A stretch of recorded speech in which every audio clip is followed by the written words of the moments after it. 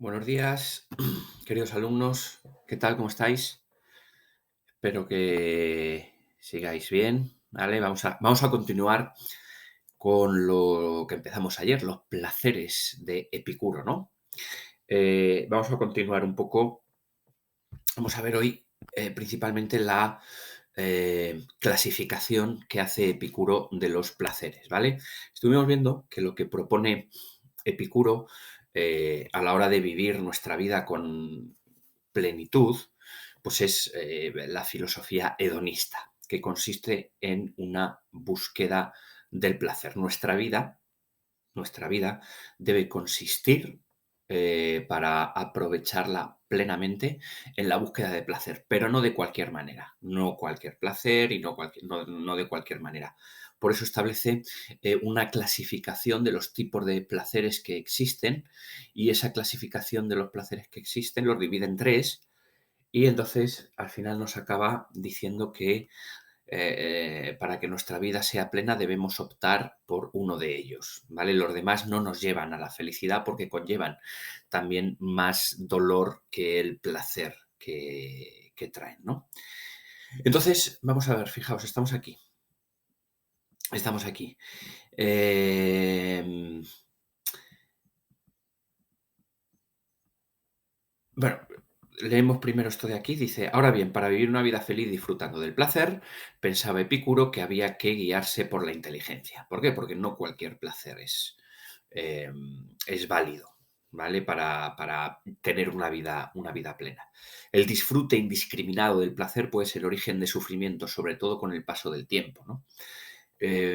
Por lo tanto, pues bueno, hay que saber qué cantidad de placer y qué cantidad de dolor me aporta todo aquello que decida llevar a cabo, ¿no? Para poder llevar una vida plena conforme al placer, ¿no?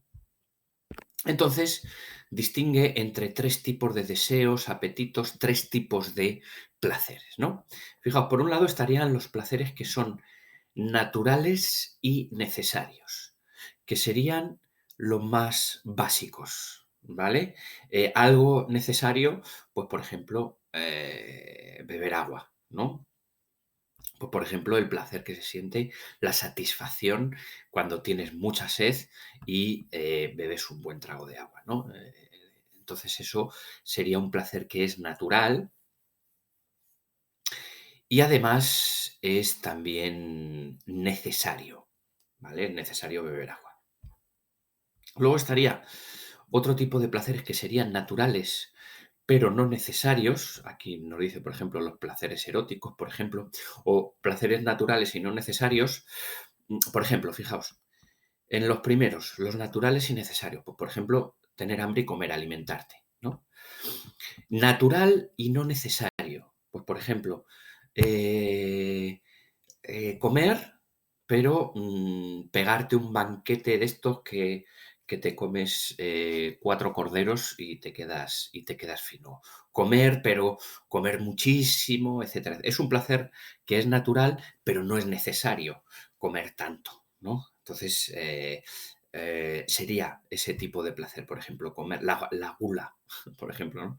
Sería comer, porque es un placer es natural, necesitamos comer, pero no es necesario comer en muchísimas cantidades y comer, bueno, determinadas cosas, etcétera, ¿no?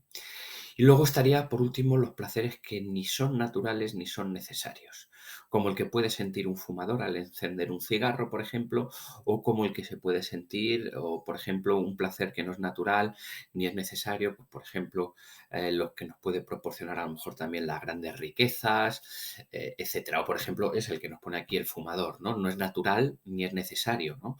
No es natural, no lo necesitamos para vivir y por lo tanto, pues tampoco es necesario, ¿no? Entonces, Epicuro sostiene que para que el ser humano pueda vivir feliz disfrutando del placer y con el mínimo dolor, tiene que acostumbrarse a disfrutar de los placeres naturales y necesarios, y con mucho cuidado y prudencia de los naturales no necesarios. de vez en cuando, ¿no? De los que no son ni naturales ni necesarios, mejor abstenerse, ¿no?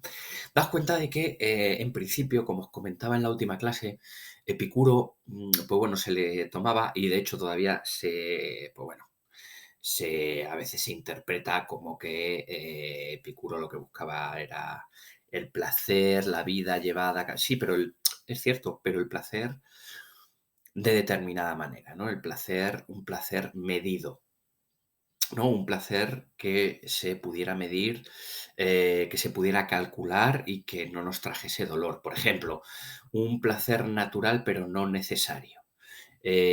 Comer muchísimo, ¿no? Me pego aquí pues eso, causa determinada cantidad de placer, pero luego, por ejemplo, puede causar también cierta cantidad de dolor, una indigestión o me da un cólico o algo así, ¿no? Eh, por ejemplo, también puede la ingesta de alcohol. La ingesta de alcohol, pues estaría probablemente entre los no naturales y no necesarios, porque bueno, sí bien es cierto que necesitamos beber, pero podemos beber agua, ¿no? Y entonces la cantidad de dolor que puede traer más adelante la ingesta de alcohol, pues si elaboramos ese cálculo, pues puede no resultar conveniente, ¿no? Si hacemos ese cálculo que nos propone Epicuro entre placer y dolor, ¿no? Pensad vosotros, reflexionad vosotros acerca de, acerca de qué acciones lleváis a cabo en vuestra vida y cómo las llevaríais a cabo elaborando este cálculo que propone Epicuro, ¿no? ¿Dónde las clasificaríais, ¿no? Entre los placeres naturales y necesarios, naturales pero no necesarios, y no naturales y no necesarios, ¿no? Pensad en cuál la llevaríais a cabo, ¿no? En cuál la clasificaríais, ¿no? Esa acción, ¿no? Para entender mejor un poco esta propuesta ética que nos hace Epicuro para llevar a cabo una, una vida plena, ¿no? Una vida plena. Bien. Eh, entonces, bueno, seguimos, ¿no? Pero os comento que el próximo día os pondré un poco el tetrafármacon de Epicuro, para explicarlo y ya para terminar con la filosofía de Epicuro, ¿no?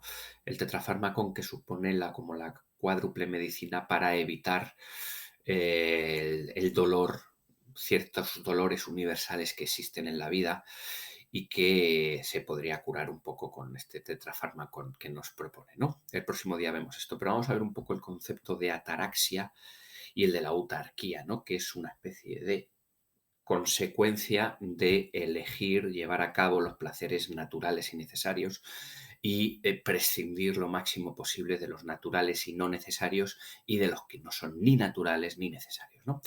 El que vive de esta manera, llevando a cabo, eligiendo los placeres naturales y necesarios, alcanza la paz interior, la ataraxia. Esto es un término del griego que sería algo así como la imperturbabilidad ante toda clase de apetitos y pasiones, y consigue así también la libertad interior, la autarquía, que le permite gobernar su vida disfrutando de esta manera de la mayor felicidad a la que puede aspirar el ser humano. Es decir, la ataraxia, que vendría a ser algo así como no tener que, no dejarse llevar por las pasiones, por las emociones, ni por los apetitos, ni por los deseos, ni por los placeres, no depender, ¿no? De los placeres, y entonces dominar tú a los placeres sin que los placeres te dominen a ti, ¿no? Porque muchas veces quien se deja llevar por determinado tipo de placeres no los controla, sencillamente se deja llevar, ¿no? Y esto le llevaría así también a una especie de libertad interior, la autarquía, que le permite gobernar su vida. Permite gobernar su vida, permite gobernar. esa persona los placeres sin que los placeres gobiernen su vida. Entonces, estaría ausente de deseo, porque al fin y al cabo, bueno, como ya estuvimos viendo esto, sin mezclarlo demasiado, ¿no? Como ya estuvimos viendo con el psicoanálisis de Freud, ¿no? La, la, Está relacionado también un poco con esto, con este principio de placer, ¿no? El objetivo del deseo no es otro más que su plena satisfacción, más que llevarlo a cabo, ¿no? Por lo tanto, la ausencia de deseo nos llevaría a una especie de ataraxia y de autarquía, una libertad interior que me permite no depender de factores externos o de placeres externos, ¿no?